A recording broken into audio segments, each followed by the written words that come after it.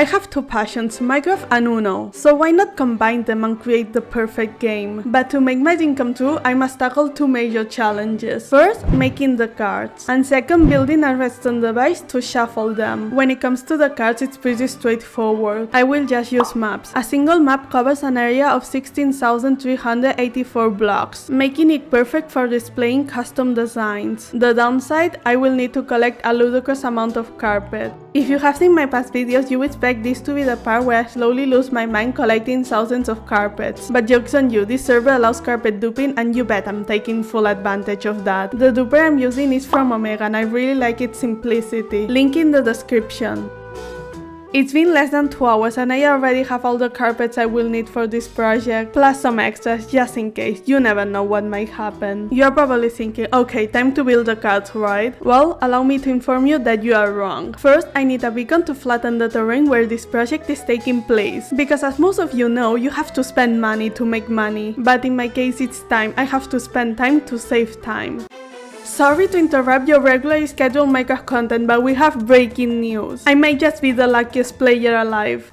I was just about to start recording a time-lapse of me killing with the skeletons with epic music in the background, but I already got 4 of them before I could even hit record. I don't think I have even killed 30 of these overbaked skeletons. Wait a second, let me check my stats. Oh my god, it's even better. I've only killed 24 wither skeletons, that's like 1 skull every 6 kills. Killing the wither is a piece of cake, especially if you cheese it. You may scoff at me thinking, what's the point of a beacon without a pyramid to power it? But don't you dare doubt me, I'm always 2 steps ahead. I built an iron farm a while ago, so that's already covered. Now with the beacon power up, I could show you how I obliterate this desert to create my perfect canvas. But let's be honest, I need to save your dwindling attention span for the actual car building. Otherwise this video is going to be painfully boring. So editor, insert transition here.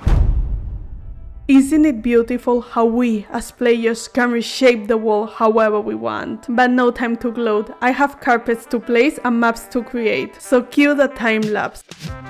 Before you even think about skipping this part, hear me out. I spent almost 2 weeks working on these cards, so believe me when I say carpets make no sense. We all know carpets are crafted using wool, right? So tell me, why doesn't Efficiency 5 shears work on them? I get that nobody cares about it, because it's just carpet. But believe me, you don't know to paint until you have placed and broken thousands of them for days on end due to how slow it is. As for the design, you can see I went for a more practical approach when creating the cards. Heavily inspired by a 7-segment display found most commonly in calculators, with only one exception, that being the number 1, because I hate how it looks. It makes me want to bleach my eyes. I would rather spend extra time and effort making the number 1 look presentable even if nobody cares, than be forced to use this atrocity. It's just a goddamn stick and it's not even centered. Anyway, rant over, let's go back to business. And would you look at that, it seems like I'm done with the cards.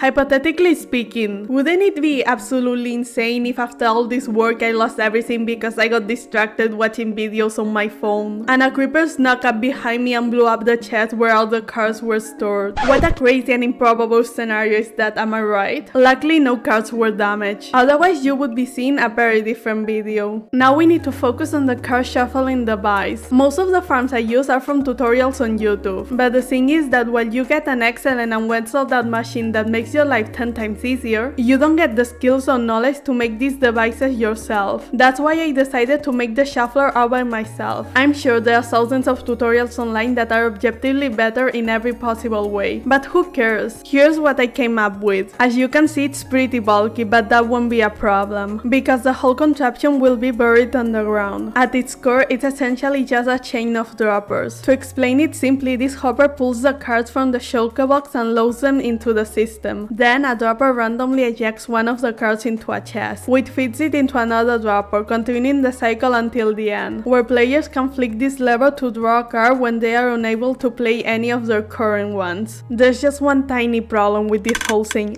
It's annoyingly noisy. Sure, I could redesign the entire scene, spend hours troubleshooting, optimizing, and making it whisper quiet. Or I could just...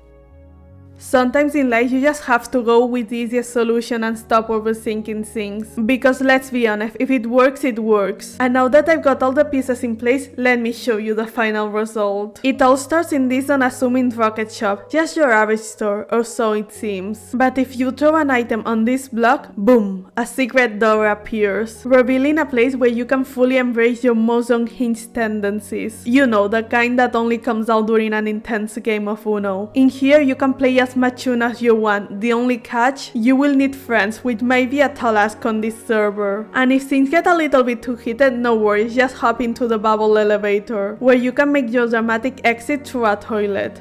Having finally completed this huge project, what better way to celebrate this incredible feat of redneck engineering than by hosting a full-blown Uno tournament. But that's a project for another time because this video has already stolen 2 months of my life.